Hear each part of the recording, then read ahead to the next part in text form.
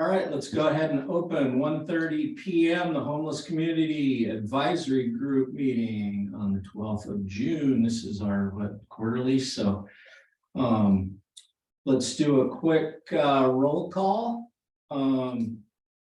Just go around the table real quick. I'll start. Jason Ferguson, vote out, please. Good afternoon, David Kelly, City Manager. Kevin Thompson, Assistant City Manager, Community Development Director. Marjorie Morgenstern, City Council. Melanie Hall, Cloverdale Senior Multi-Purpose Center. And I am Brian Wheeler, City Council. Do we have anybody on the? So we can see and hear you, Jen. And Jen, where's Jen? Supervisor Gore's Oh, okay. staff. Perfect. All righty. Jen, I've gone ahead and sent you over permissions. You just need to accept them to be able to, there we go. Okay. Panelists here. And those are the only other attendees we have in the virtual world here. Okay, thank you, Mike. All right, let's move into B, public comments. I'm just going to go ahead and read it. Any person wishing to speak to the council subcommittee on any item not listed on the agenda may do so at this time.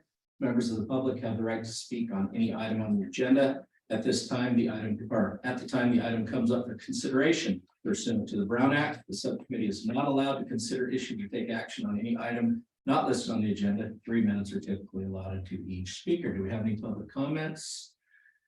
Are you listed up there? If there's any members present in the with you, then we have no public comment. All right, let's move to C, communications. Do we have any written communications to discuss since last meeting? There are no written communications. Okay. Wow. D, let's approve the minutes or go for approval of minutes of the last. Any reason we shouldn't approve the minutes from the last meeting? All in favor? Aye. Right, we're right into new business. Let's go Cloverdale Police. Any updates there, Chief? Thanks, sure. So let me start with a couple of weeks ago, Mayor Lands, Jim Mendoza from Gore's office, Supervisor Gore's office, myself, and Officer Camara jumped in our UTV and we took a little stroll down to River Park. We wanted to make sure that any complaints we were getting about homeless encampments and homeless activity out there were checked by us, specifically as it related to Cloverdale's incorporated jurisdiction. So we went down there and I'm pleased to report, which I suspected, that we did not find any encampments in the incorporated city jurisdiction. The closest we found was up by the railroad tracks, which is property owned by Smart. And I think Mayor Lands was going to contact them to advise them. I know they've been real good on previous encampments on getting out there, notifying the individuals and working to have them cleaned up. So I'm hoping that's the case. We'll keep an eye on that. But as far as the River Park area, there were no encampments in the incorporated city, which I was very happy to hear and see.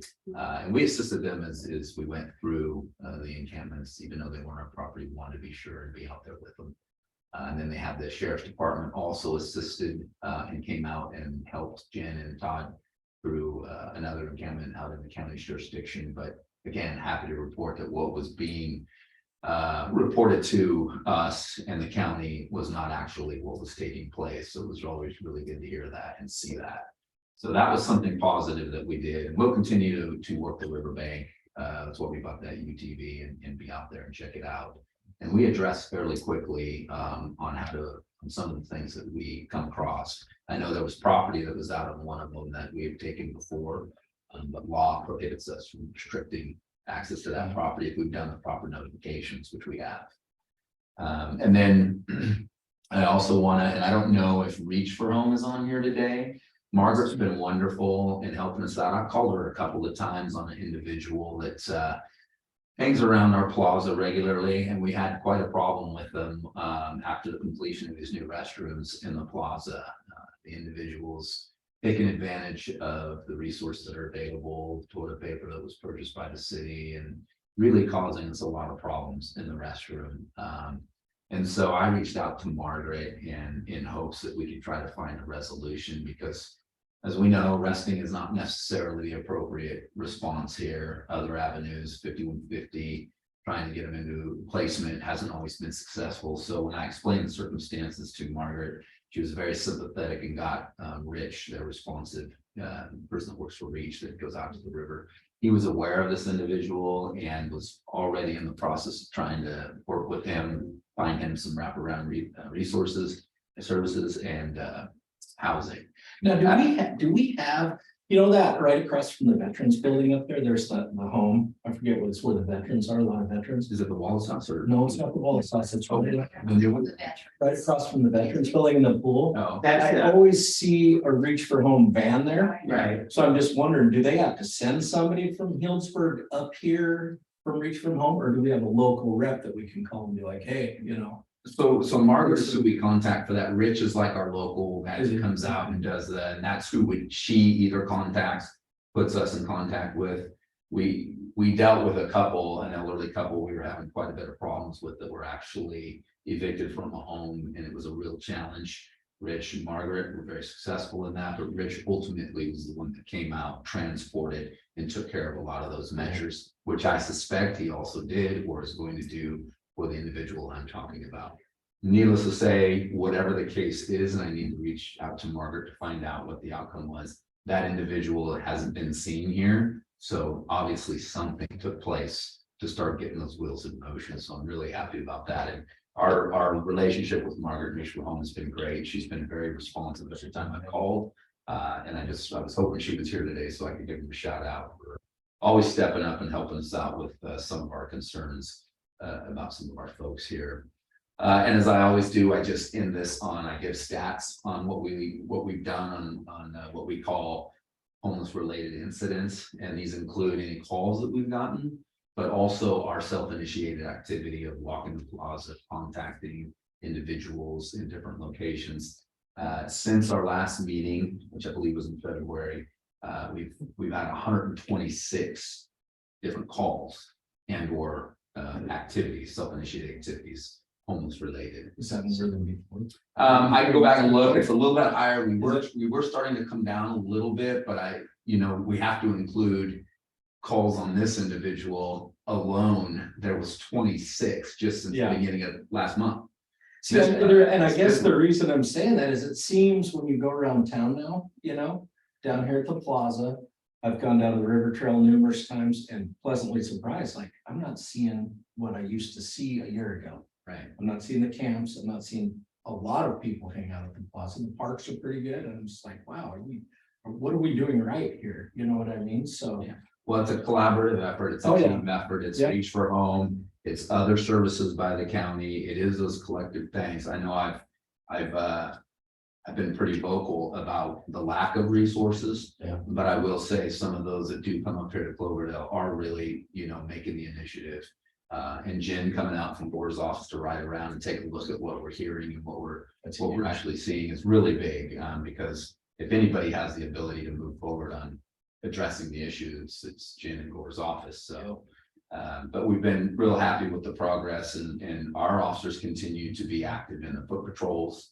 And checking on individuals that are out sleeping and what we need to do. And that's kind of why this individual came to my attention, is because repeated issues with the brand new bathrooms and us going out and having to constantly remove them from there. We walk that fine line on, can we legally do that? right. And then where's the threshold of, is this criminal? The public restrooms are open to the public. So, but fortunately we found a way to hopefully address it for the long term. Perfect. Yeah, so that's the end of my report. Awesome. Thank you, Chief. Anybody got any questions or anything on that? I don't have any rep from Sonoma County Sheriff, it looks like. Cloverdale Fire. Sonoma County Continuum of Care. Anything on that, David? well, one thing to share, well, a couple things actually. Margaret from Reach for Home is the representative for our region that sits on the Continuum of Care board, and the function of the Continuum of Care is really important in terms of funding for homelessness planning activities and services. So it's good that we have a regional representative advocating for important funding to be able to provide the services, because Reach for Home, I know one of the services they offer is outreach, and we see them because they come through town. They often stop at the plaza, they'll park out front, and they'll bring water and try to provide information about available housing and services, and kind of do a check-in with members of our homeless population to see if there's a need for services, and sometimes, as the chief alluded, one of our local members of the homeless population is in real need of some mental health services, but being able to document that and provide the connection to the services is always something important. Back to the continuum of care, having that regional representative was a more recent change to the governance structure, and it's something that we want to kind of keep up to date on, because usually they'll serve for a year and then there'll be a vacancy, and it's a lot of work. So it's something if the council member ever was interested in stepping into. Is there a vacancy now? There's not that I'm aware of, because Margaret was just appointed by the council just a few months back. But again, her term will come up, and then there'll, hopefully, if everything's going well, she'll want to continue. But it's quite a time commitment. And there's quite a few meetings, and then the meetings are very long because there's a lot of programs and a lot of funding decisions to be made. So one of the functions that I kind of want to speak to continuum of care is they oversee the annual point in time count. And they did that, the annual point in time count was done in January of 2023, so January 27th. This year was they saw a fairly significant reduction in the number of homelessness. It was actually reported out in the news and in the newspapers, and overall across the county, 22% decrease in homelessness. And some of the things that they're pointing to is, some of the housing programs that came online, particularly between 22 and 23, kind of close to home for us was referred to as the L&M Village. I think Councilmember Wheeler, you were interested in doing a tour there, which provided 22 units to address some of the homeless populations in District 4. But likewise in other parts of the county, there were a number of projects, some additional shelters, as well as a significant number of vouchers that were provided. And the vouchers are particularly helpful for again, members of our homeless population. But the key is that they find a property owner that's willing to accept those vouchers. But for the most part, it seems like it gives a lot of flexibility for folks to be able to actually afford the rent for a home by having those vouchers. So I think kind of the mix of Project Home Key, bringing those units on, some new housing units. Of course, during that period of time we brought Cherry Creek on board locally, so that's helped. And then these projects across the county. So anyways, I just wanted to give a brief report that the point in time count was done in January. We'll see it again in another 6 months, but it did reflect a decrease in the number of individuals that were counted, again on that particular day in time. So, I think it is generally reflective that there's being some progress being made in terms of providing housing. I think the real focus now is kind of trying to get access to mental health services, I think, which is so critical. And on that front, kind of separate from continuum of care, we recently attended a tour by Supervisor Gore. And Supervisor Gore, one of the stops was at the new home of the Outside Valley Healthcare. And they indicated that there's gonna be a partnership with the Department of Health and additional staffing provided For by mental health. for mental and behavioral health services. So obviously that project still has to be built. But there's at least a commitment now to be able to provide some staffing resources up here, because I feel like that's a real critical need in the North County. And I know that's something that certainly Melanie and her work at Senior Center is where. We have a collaborative, Right. that's, Alexander Valley Healthcare and SOS and La Familia Son and us. So, but it still isn't serving everyone that needs services. I mean, I just talked to somebody this morning. It's still such a need. Right. I mean, I think it's always gonna be, and all the stuff that you can do, there's prime example is down there at the Veterans Administration. They park, there's a lot of parking around outside. You see a lot of, they're mostly primarily vets because they want to be right next to their clinic. Well, then they're breaking the law doing that down there. They've moved them out of there, but then some of the nurses will come out and the mental health people and offer them help, and they're like, oh, we want nothing to do with it. We're good. And then they turn around and get in trouble with the police and that. So I guess the link is trying to find out, hey, we're here to help you, man. You know what I mean? And that's the link that you've got to put together, because a lot of them just, they don't trust it or something like that. But when they do get help, next thing you know, they're in housing and they're like, wow, I wish I'd have thought about that earlier. And a lot of people just have that break, that mental break where they don't think anybody's going to help them, leading right back to all the mental health stuff we need, it's huge. David, also, isn't Reach for Home overseeing Wallace House now? They are. Officially. We haven't received an update on exactly what services are being provided there. I don't know, Chief. If you heard Has that anything. begun? So we do understand they were finalizing a lease agreement with First Shepherd. with First Shepherd. And it'd be something we want to do is get an update from. Let's see. All right. Margaret. This is Yeah. Mayor Lana, so. On what services they're offering at the former Wallace House. Mhm. Great. Any other questions, comments? All right. And Reach for Home, do we need to go over Reach for Home? Do we want to go over Reach for Home, or we've kind of dabbled in a little bit? Was there any? They're not really here. Yeah.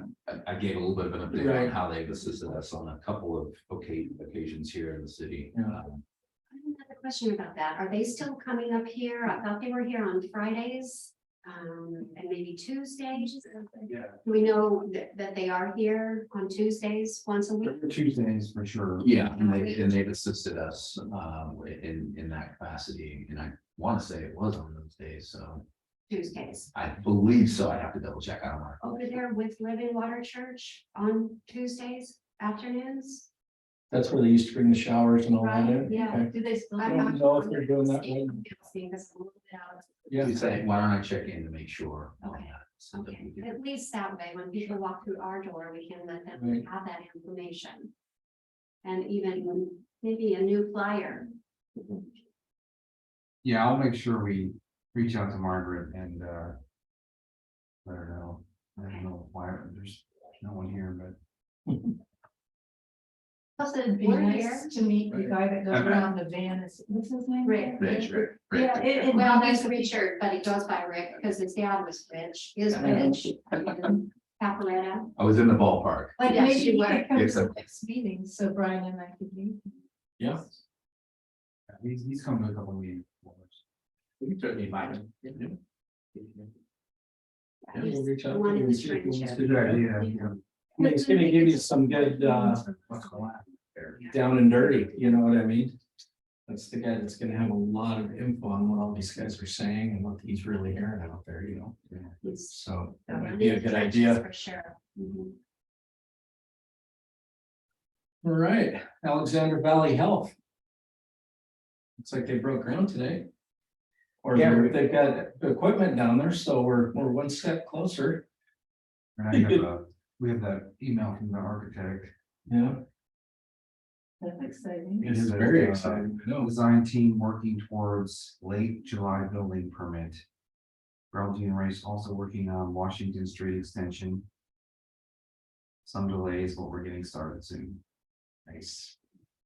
And again, they're, kind of forward looking and we'll look into lease space in the new facility to the county for having a local clinic available, or at least a place for staff to be able to call home and serve our communities. It's really positive news.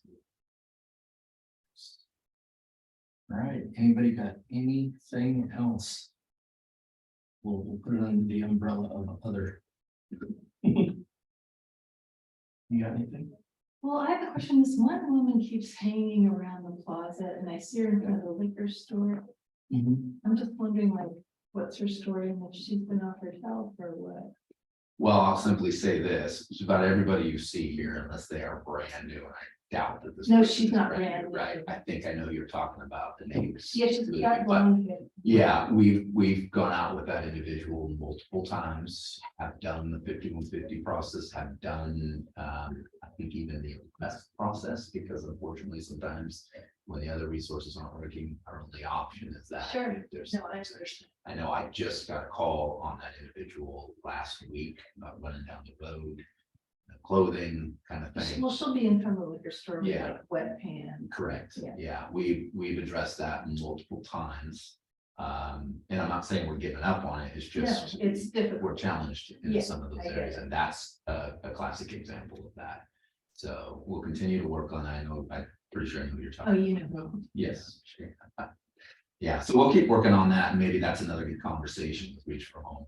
Sometimes do understand, we've all learned this, some of those people aren't eligible because of potential drug problems. Oh, for sure. Behavioral problems, criminal histories, which creates challenges for where do they go? So, and that might very well be one of those cases. The only one, and I just had a question, I know you guys have probably dealt with her a million times, she's one of the younger gals in town. Oh, she's gotta be 20, 22 maybe. You're still seeing her currently?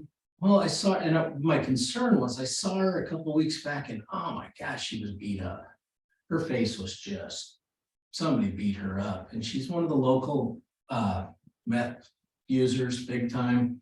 And I see her all over town, but then when I saw her beat up, I thought, oh, what's going on? Well, then in the next turn, she was there where you come up, get onto town from South Cloverdale Boulevard, and right there and come into town. And she was yelling at cars and da da da da. I thought, oh, okay, there's the reason. I probably threw something at somebody's car and they got out and decked. I don't know. Still not condoning that, but It I could was thinking, be. man, this chick needs help right Yeah. here, because she was.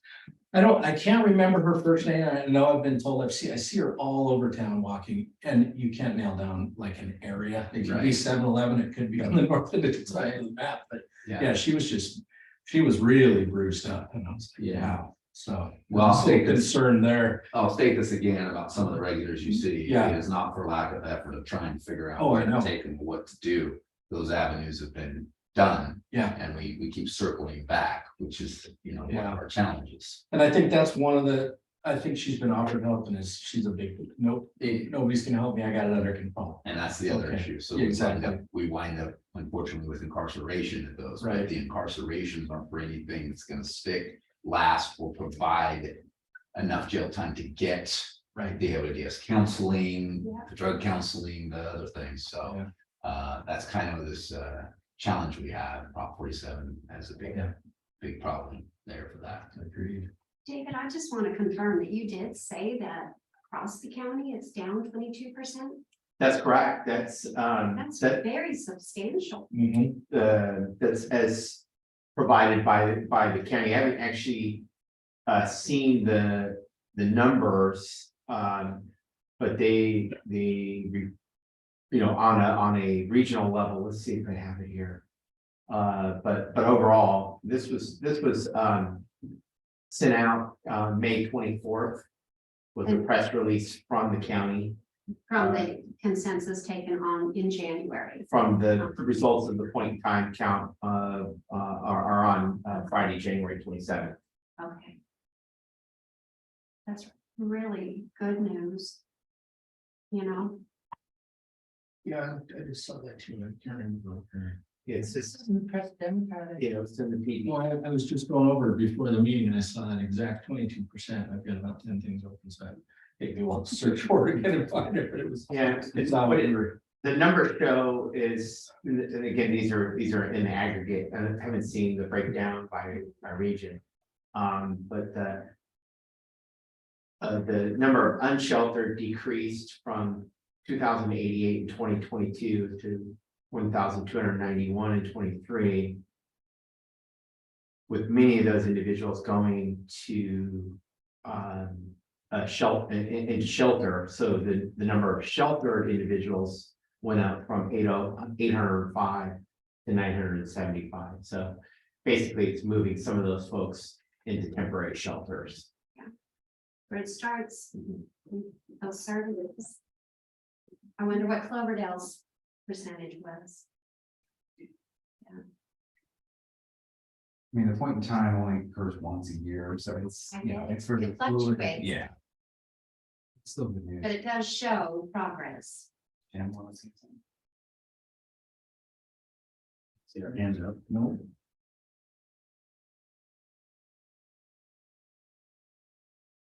Okay. Anybody got I any- didn't raise my hand, but did you want me to report out on anything?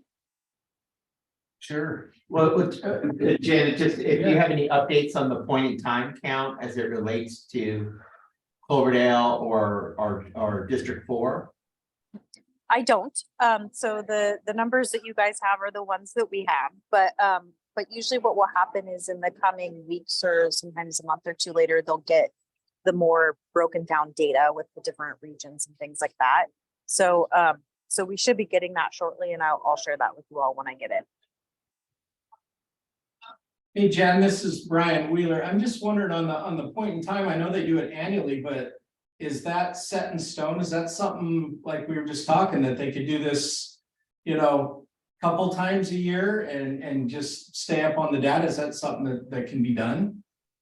I mean, presumably it could be. It's kind of an undertaking. We're in June now, getting the data from January. So it's kind of a big deal. I have actually asked for that because we do have a lot of farm workers who camp out in the fall on the river that aren't in that count. So we have a lot of homeless farm workers that we aren't including in those numbers. And so I asked that we do it in the fall, and my request was taken into consideration, is the response I got. So I'm not sure. Perfect, thank you. Yeah, so kind of to your question, Chair, is the point in time count is really kind of a metric that flows from the HUD requirements. And HUD wants every county who gets continuum of care funds to do this once a year point in time count. There's nothing prohibiting us from necessarily doing it more often. And in fact, I think that's where a lot of work is trying to develop that database so that we have what's called the real-time list of individuals, but also tying the list to all the data that surrounds that individual, because often there's a medication history, and part of the challenge is that a lot of the information is protected by HIPAA.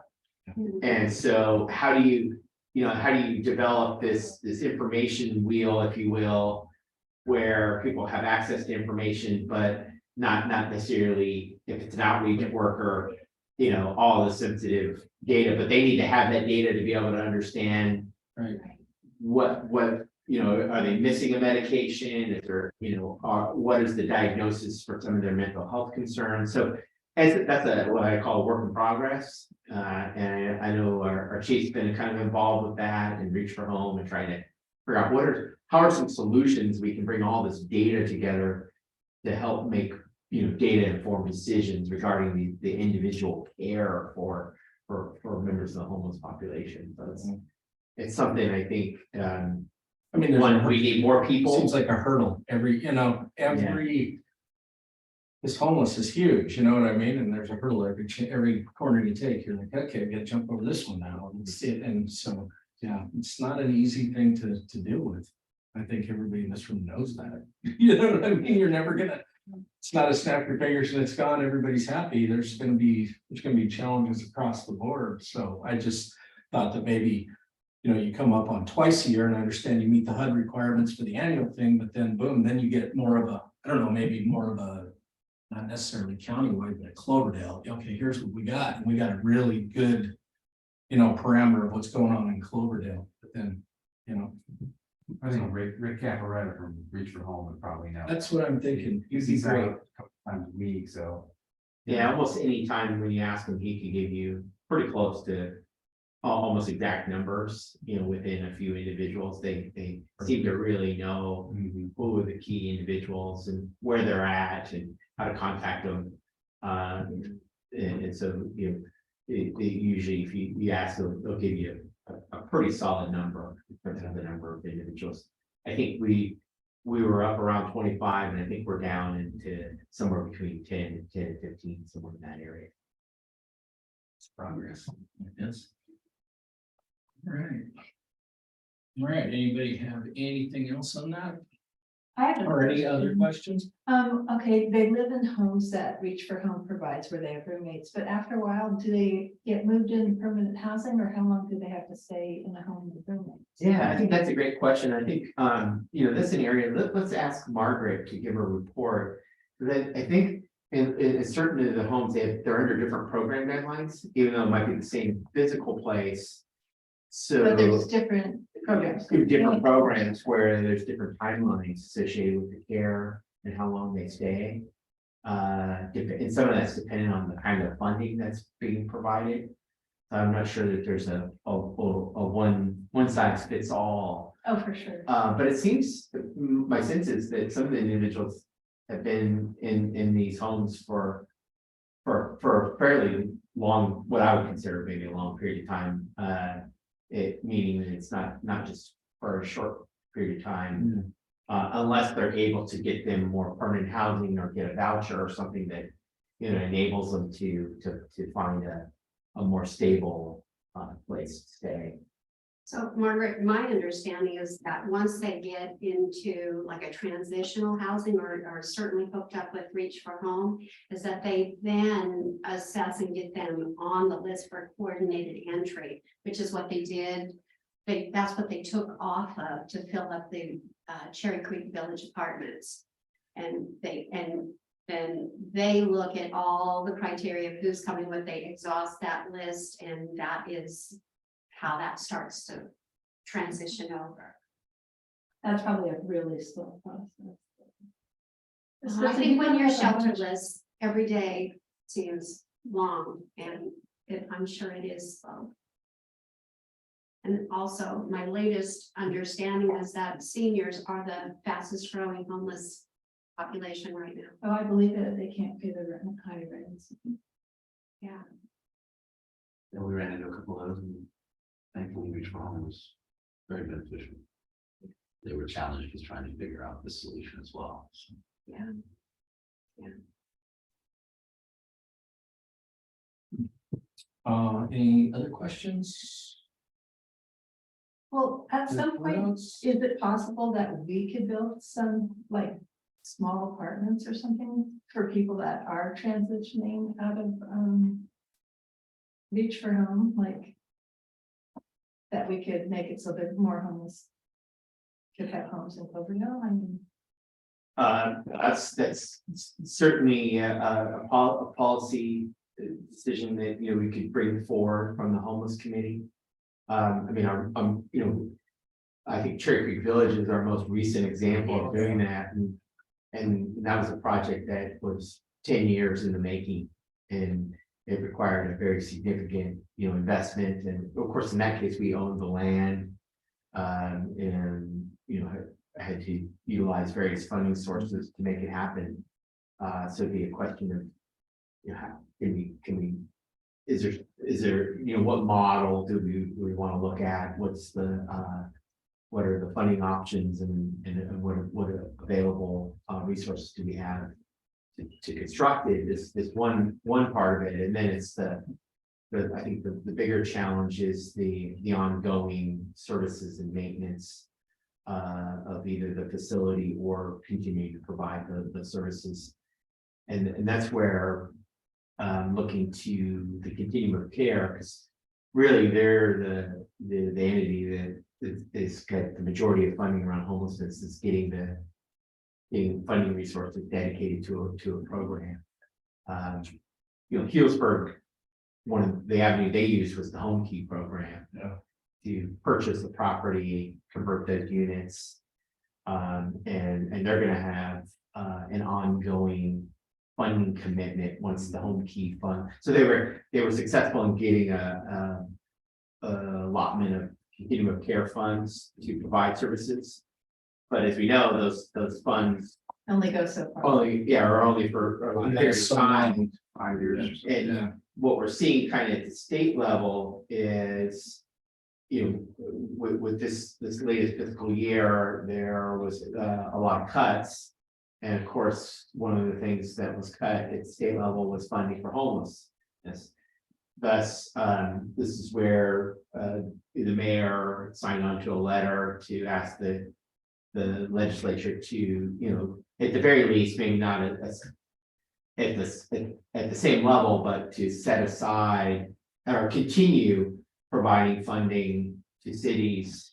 Well, for and on top of that, Margaret, I believe the last meeting we had, she was really gunning for, because then you stretch the staff that's running these so thin, she was gunning for a new employee just to stay afloat down there. So there goes funding right there. You have to, so I think it's a big funding, you're juggling funding and grants left and right, and you may or may not get approved for them. So boy, I wish we could just grab a block and build some full apartments and problem solved, but it's tough Because, when it comes to like funding. we have to think about 10 years down the road. Are there gonna be more homeless people? Do we do enough now so that then they can have something? Because Reach for Home's great, but I think it's really hard for people to have all those roommates and some of the roommates drink, and you know what I mean? Like, that's only like a temporary fix. Yeah. You know what I mean? They should be able to, at some point, especially if they, are good tenants and get along well with other people, where they should be able to move somewhere that's more of a comfortable place. Right. I think Cherry Creek Village has done an excellent job of getting their feet wet, finding out where the challenges are. Well, I just recently joined their board, and it's been a year, I think, since they opened, and they've had some bumps in the road. And Chief, I know you're aware of it, and yet they've been written up as one of the best places in our area with how that was planned and mapped out. It's a beautiful apartment complex, really well done and thought out. The challenges are with, people who suffer from mental health issues or addiction, and they really have gone through the list to get the best possible scenario, and yet things still still happen. My understanding is that sometimes it's not the tenants, it's the friends that come over. So, there's layers to this, but I do think that in general, they're doing an excellent job of showing us a good model. How many people live there? Well, it's supposed to be 24 apartments, but they're One 1, bedroom. 2, and 3 bedrooms. Oh, that's right. So they're housing quite a few, and it's pretty impressive.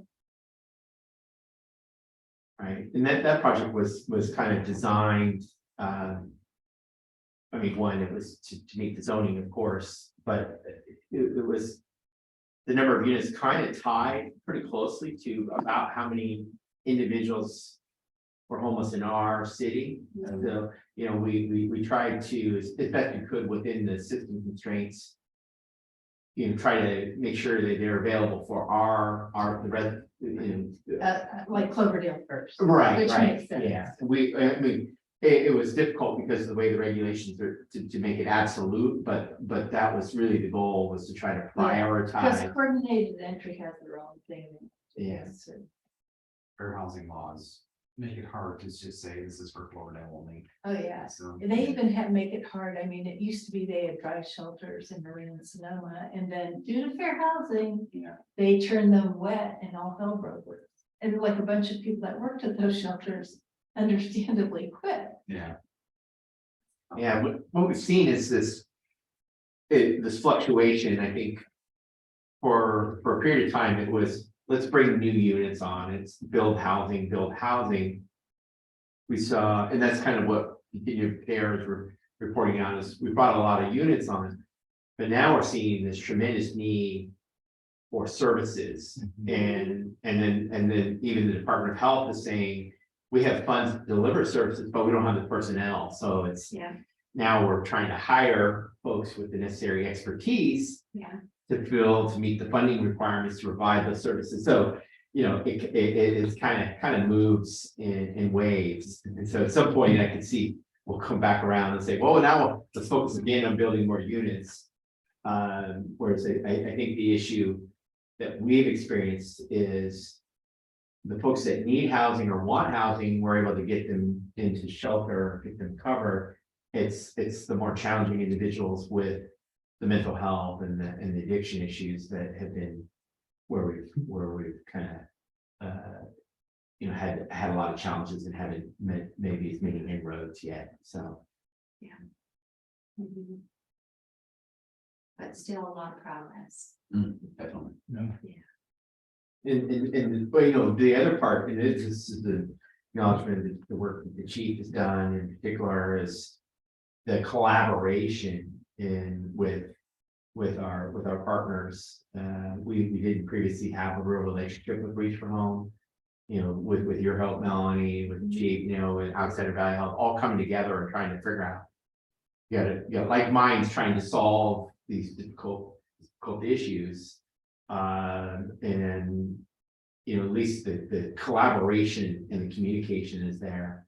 But even with all that, doesn't mean we figured out how to solve the problem. But again, it's positive. We're all trying to figure out how to address, what I think now are really the focus is some of the most challenging issues. So. Well, we're not alone. Every town's doing the same thing. Yeah, then the county, I mean, everybody's got their own individual issues in their town, and it's kind of like you said, if we don't work together, then nothing's gonna happen. But it's pretty good progress up to this point. So that's all you can do is keep trudging along. Oh, excuse me, any updates to this Zone 4 or Section 4 strategic plan? Yeah, well, and I know Jen can certainly speak to this. Supervisor Gore convened what was referred to as the Northern Sonoma County Homelessness Planning Task Force with representatives from the city of Cloverdale, representatives from the city of Healdsburg and an unincorporated area. There was a plan that was approved back in May of 2021, and we were still in the middle of the pandemic, and so it was kind of challenged. We're a little challenged there. But with that said, the plan is in place. In January this year, there was a meeting to discuss the plan, really to look at the key goals and see kind of what next steps are. And I think we're Jen, I don't know if you have a report out, but I think the goal was to kind of meet at least a couple times a year and just talk about current trends, what progress is being made on updating, some of the strategic plan goals, which included, engaging with the community, street outreach, emergency shelter, coordinated entry, prevention and diversion, and permanent housing. So it was kind of an update. What are all the cities in the county doing in those those frameworks. But other than that, other than what was adopted, I don't have much more to report. Question. Yeah, I don't really have anything to report out on that either. I know we're planning to have another meeting in the kind of the coming months, the next month or two. There were some holds on the calendar and then we had to recalibrate, as is life in the supervisor's office. I do know also too that there, the camping ordinance passed and, what does that look like for the county? And kind of what's happening with that. That's a big topic that we're working on. And then of course, the continuum of care stuff, they're getting through some of their stuff there. And then there's also the partnership with Alexander Valley Health. So we have a lot of things that we're kind of moving on right now, but we're not really ready to report out about because we're just in the beginning stages. So I think probably in the next 2 months or so, be on the lookout for those invites. Thank you, Jen. All right, and this is one I didn't understand and I asked Mike, vegetation management, but we wanted to keep it on there for this. Yeah, So, I mean, I uh, got it, but I just didn't understand it. yeah, the reason this is on the agenda. And what I'd like to do just is kind of for a refresher, talk a little bit about the strategic master plan. So the strategic master plan adopted by council includes 7 goals. And just real quickly, one is to reduce the number of people experiencing homelessness in Cloverdale, or providing access to temporary and permanent housing solutions within the county. The second goal is to prevent and mitigate public health and public safety impacts on the community stemming from homelessness.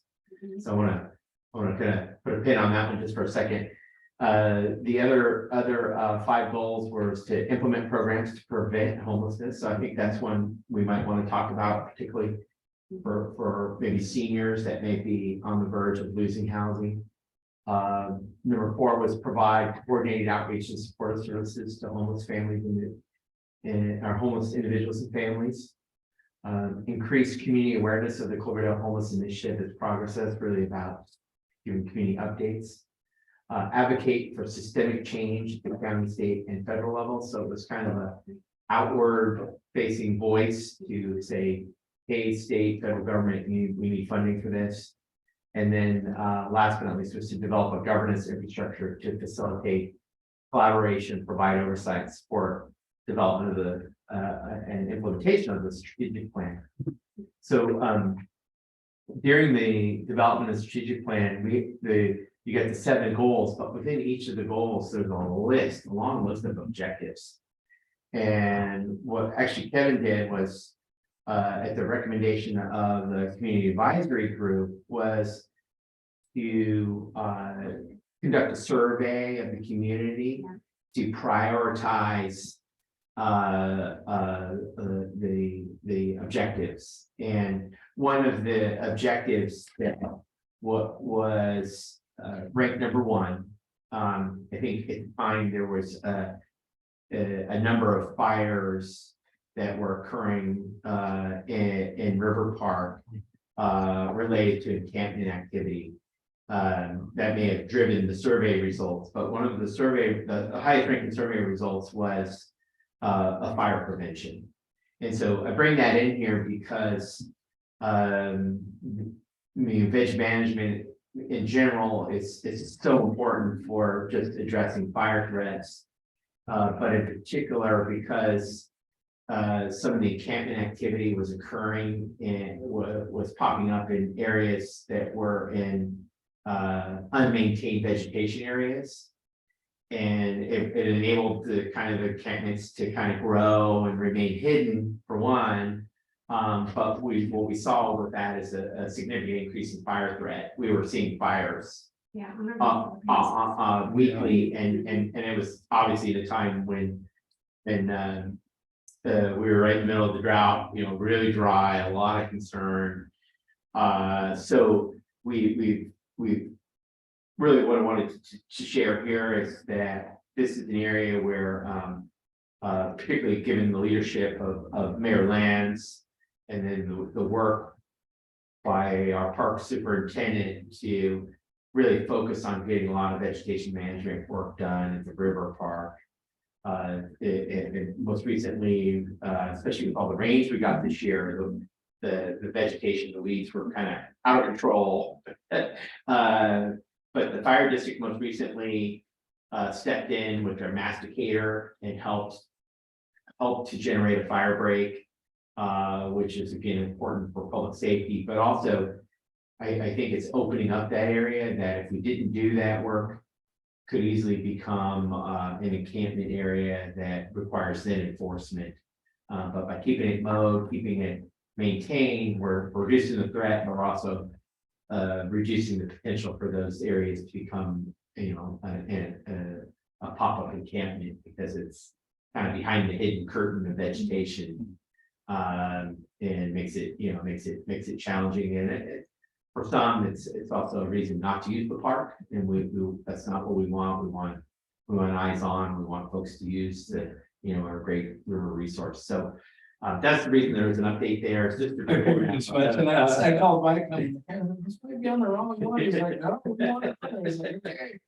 But I knew that's where you were going with it. Yeah, makes perfect sense. I mean, there's been, and during the drought, so it's been 2 years now, and up above Ferber Park up there coming down Yorkie Creek, we were starting to get kind of an encampment up there, and they were having warming fires, and I was like, whoa, you're getting dangerously closer to torching this hillside. Right. So we took care of that one and got them out of there, and then the fire started popping up all over. So you're right, it's the way things are going right now, a fire takes off and it's done. I may be a little gun shy. I was in that Tubbs fire, so I know how quick they go, and I see anything like that, I jump all over it. So Yeah, Weren't they lighting fires too? That's what I heard. warming fires. Well, no, they were lighting fires because they were mad because the vegetation was taken away. So one day they lit like 2 fires because we had like airplanes flying over us, everything was fine. there were certainly reports that there was some retaliation. Yeah, that's what I heard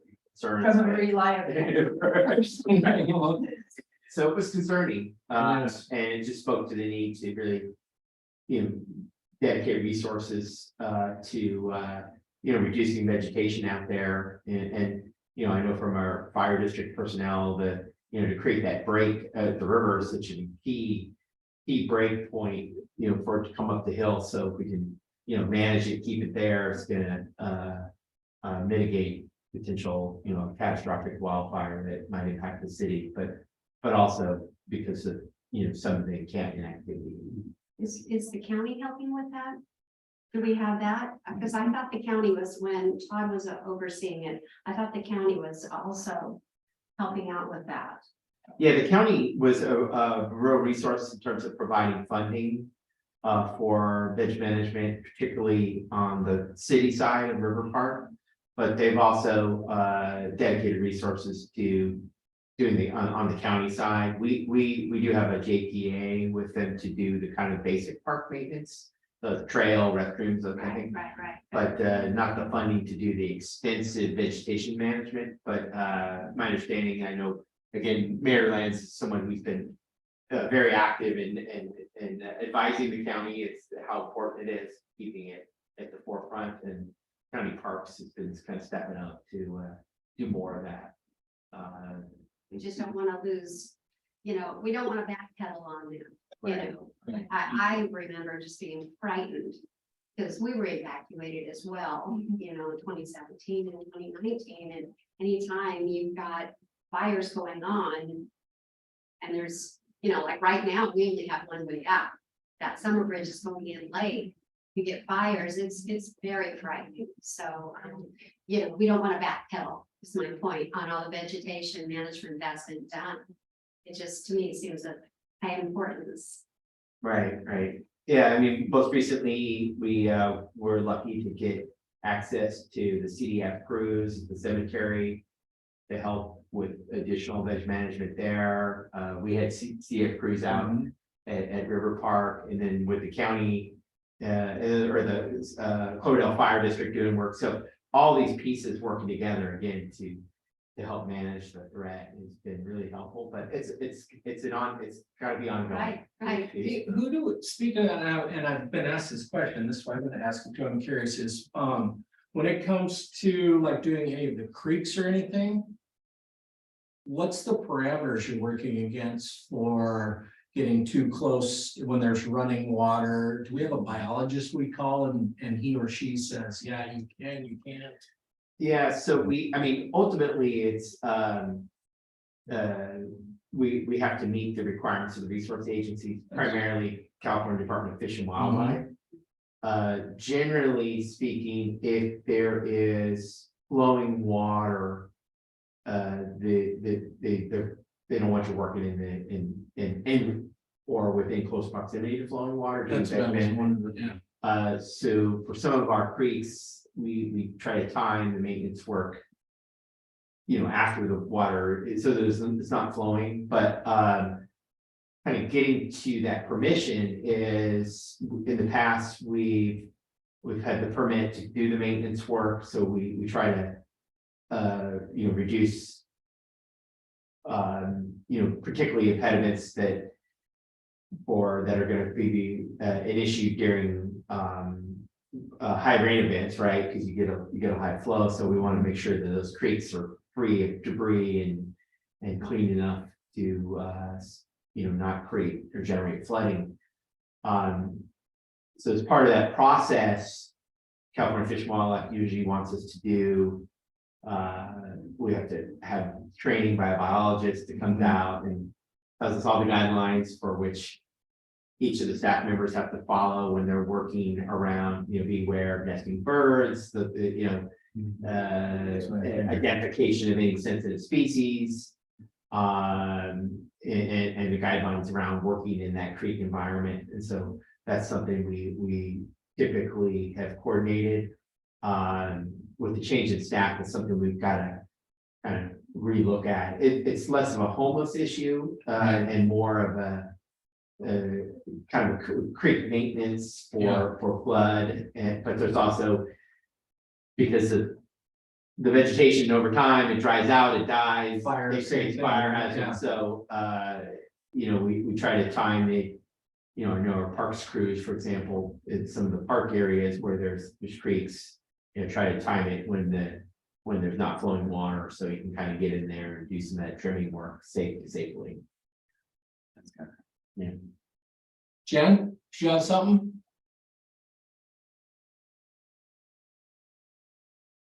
Sorry, I'm still trying to figure out the mute button. Yeah, so I was just gonna kind of recap some of the stuff. So basically, the veg management on the river is work. A lot of it was funded by us, meaning the county, specifically Supervisor Gore's office, and we used our our tourism tax dollars to pay for that. We did get an additional allocation of funds for vegetation management, and we had Russian Riverkeeper manage that process. But that was kind of more on the outskirts areas, not in the primary spot where all the fires and stuff were happening. We are in the process right now of trying to turn all of that section into a park. So our parks project manager, Steve Arrett, right now is working in negotiations with various landowners along the river to try to bring that all into our purview, so we can just have rangers manage it and staff manage it instead of going out and hiring people every summer to go cut it down. Another issue that we have right now, so I got a letter, I think this morning, from the people over at the old Preston Utopia area. And so they're having some concerns about vegetation management there, and we're putting a park there. So we're in this limbo state where we know at some point Parks is going to take that over. But as of right now, we're kind of having to scramble to put bits and pieces together to do it. So there is a long-term goal, and we're working toward it, and we're going to get there eventually. But for the next couple of years, we're still going to probably have to cobble together different funding sources and resources to do it.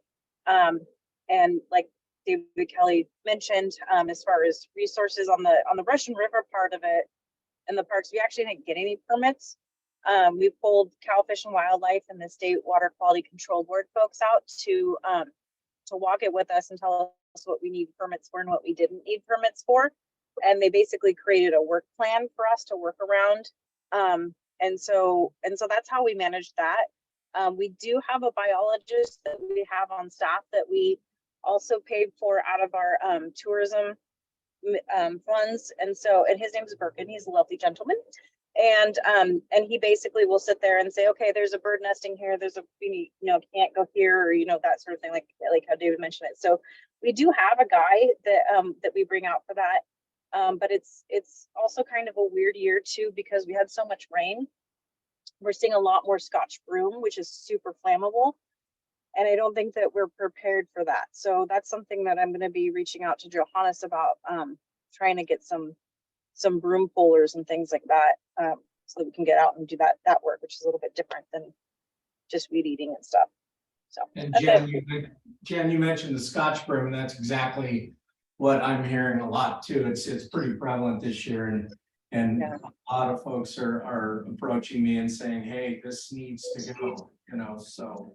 Yeah, usually it's kind of coming up in places that we usually haven't really had to pay that much attention to, where we could just get in and like mow, or if it's, a lot of these hillsides where there's like grass, but it's like it's not too bad where it's going to hit these really heavy fuel robust sort of areas. It's just, but it's like coming up in spots where we can't really, like hillsides and stuff where we can't really mow. It's just, it's really pretty. It's really yellow and stuff, but it's a hard one to manage in the kind of amounts that we're seeing now. Thank you, Jen.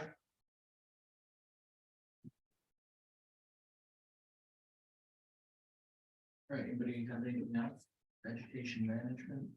I knew that's where you're going with that. I was like, okay, I see. Yeah, it's understanding. I just. Oh, absolutely. Is there may be times when we don't have an update. It's just we've come on the heels of completing a lot of work out at the river park, and again, it's kind of multi-purpose one. Well, fire it's, thread. I mean, it's looking good out there too. I couldn't believe it. I went from the north side to McCray Road, and holy smokes, they have done a lot of work out there. Like you said, we don't want to backpedal. We want to stay on top of that, because then if they catch up with, or you're not playing catch up with it. So yeah, it looks good. All right, any future agenda items? Anybody want to see anything on a future agenda? Marjorie? I would like to meet that person. I would too. Yeah, I think it'd be great to invite Tony. yeah, or maybe have him come to all our meetings, You because never know. he's kind of, definitely knows what's going on. with Yeah, him. he's gonna get it down and dirty, I think. Good.